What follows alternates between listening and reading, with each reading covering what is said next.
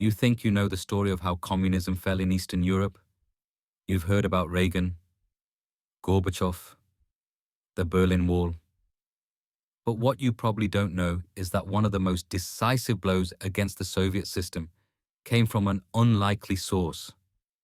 A frail, soft-spoken Catholic priest who never fired a shot, never led an army, and spent most of his adult life battling chronic illness.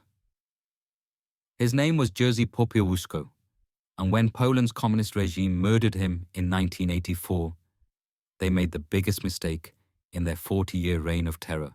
Picture Warsaw in the early 1980s. The smell of coal smoke hangs heavy in the air, mixing with the bitter cold that seems to seep into your bones. Food lines stretch around city blocks. People speak in whispers, always glancing over their shoulders. The secret police have eyes everywhere. This is martial law Poland, where a single overheard joke about the government can land you in prison for months. But every Sunday, something extraordinary happens at St. Stanislaus Kostka Church. Thousands of people pack into the sanctuary and spill out onto the street. They're not just there for Mass. They're there to hear the one man in Poland brave enough to speak the truth out loud. The path that led Jerzy Popiełuszko to this moment began in the most unlikely way.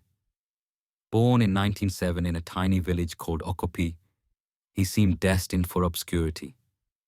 As a teenager studying for the priesthood, the communist authorities drafted him into a special military unit designed specifically to break seminarians. For 2 years, they subjected him to brutal physical labor, constant harassment, and attempts to force him to abandon his faith. The experience left him with health problems that would plague him for the rest of his life. But here's what his tormentors didn't understand. They weren't breaking him. They were forging him. When Jerzy was finally ordained in 1972, he was assigned to ordinary parish work in Warsaw. Nothing suggested he would become anything more than another quiet priest, serving communion and hearing confessions. Then came August 1980, and everything changed. The shipyard workers in Gdańsk went on strike. Within weeks, the movement spread across Poland like wildfire. They called it Solidarity, and it represented something unprecedented. 10 million Poles openly defying communist rule. Cardinal Stefan Wyszyński made a decision that would alter the course of history. He assigned Father Jerzy to minister to the striking workers at the Warsaw Steelworks. Suddenly, this soft-spoken priest found himself at the epicenter of the most significant challenge to Soviet power since World War II. Jan Kowalski, a 42-year-old steelworker, later remembered those early days. Father Jerzy's masses were the only place where we felt safe to speak the truth. His voice was calm, but full of fire. When he said, "Conquer evil with good," we believed in those words, even when midnight arrests came. But the communist authorities weren't about to let this continue. On December 13, 1981, General Wojciech Jaruzelski declared martial law. Tanks rolled through Warsaw's streets. Solidarity leaders were arrested in midnight raids. The free press was shut down. Poland became a prison. Most people retreated into silence and fear. Father Jerzy did the opposite. While other public figures went underground or fled the country, he opened his church wider. He began holding special masses for political prisoners and their families. He collected money for the families of arrested Solidarity activists. Most dangerously of all, he began preaching sermons that mixed Catholic theology with unmistakably political messages about human dignity and resistance to oppression. Anna Novak, a 30-year-old Solidarity activist whose husband had been imprisoned, wrote in a letter, "After his sermons, I felt courage to visit my husband in prison. The church was our fortress against fear and despair during martial law. The regime tried everything to stop him. They cut off heating to his church during Warsaw's brutal winters. They planted provocateurs in his congregation. They spread rumors that he was a Western spy. They arrested him repeatedly on trumped-up charges, only to release him when public pressure became too intense. Nothing worked. In fact, their harassment only amplified his voice. Radio Free Europe began broadcasting his sermons across Eastern Europe. His words reached millions of people trapped behind the Iron Curtain. Marek Wojcik, a former political prisoner, later recalled, "When Popiełuszko spoke, security agents listened secretly. He was like a lighthouse. Even in darkest moments, his words were our hope."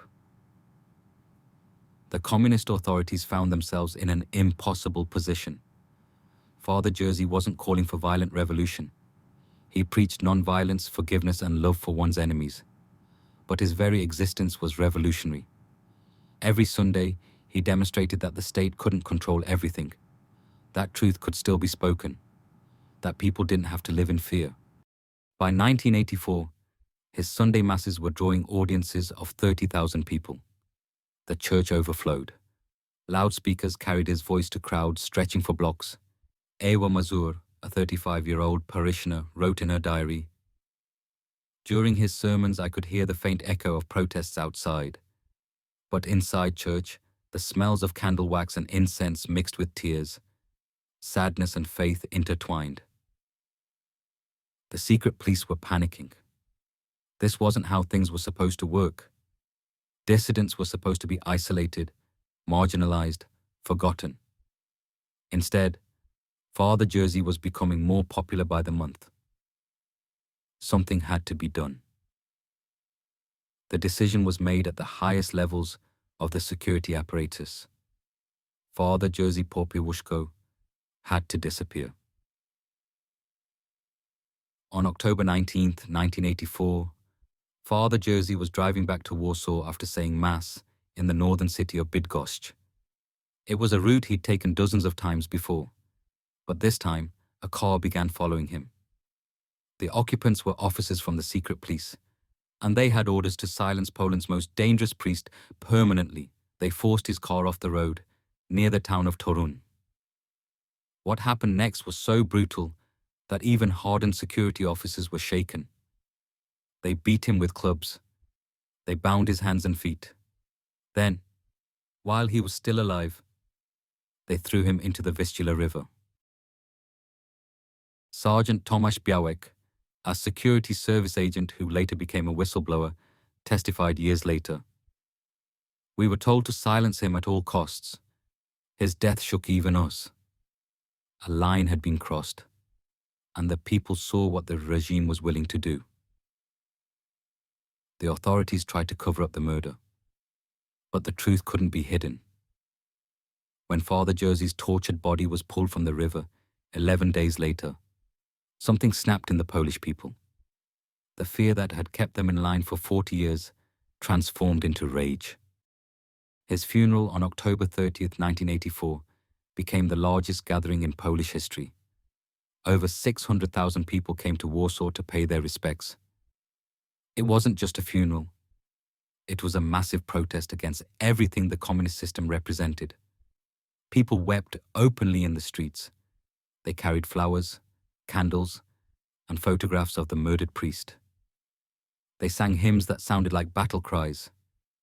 The communist government suddenly realized what they had done. By killing Father Jerzy, they hadn't eliminated their most effective opponent. They had created a martyr whose influence would prove far more dangerous than anything he could have accomplished while alive. The irony was complete. A regime built on the premise that religion was the opiate of the masses had just demonstrated that faith could be the most potent revolutionary force imaginable. They had tried to silence one voice and instead amplified it across the world. In the months and years that followed, Father Jerzy's death became a rallying cry for opposition movements throughout Eastern Europe. His image appeared on underground posters from Prague to Budapest. His story inspired dissidents who had never set foot in a church. The man the communists had tried to erase became the symbol of their ultimate defeat. When the Berlin Wall fell in 1989 and communist governments collapsed across Eastern Europe. Many of the revolutionaries carried pictures of Father Jerzy Popiełuszko, the soft-spoken priest who had preached conquer evil with good, had done exactly that. Today he is Blessed Jerzy Popiełuszko, beatified by the Catholic Church as a martyr for the faith. But his legacy extends far beyond religious circles. He proved that moral courage could triumph over physical force. That truth, spoken consistently and without compromise, could bring down empires. That sometimes the most unlikely people, a sickly priest from a forgotten village, can change the course of history. The communist regime that killed him lasted less than 5 more years. They had the guns, the tanks, the secret police, and the power of the Soviet Union behind them. He had only his voice, his faith, and his refusal to be silenced.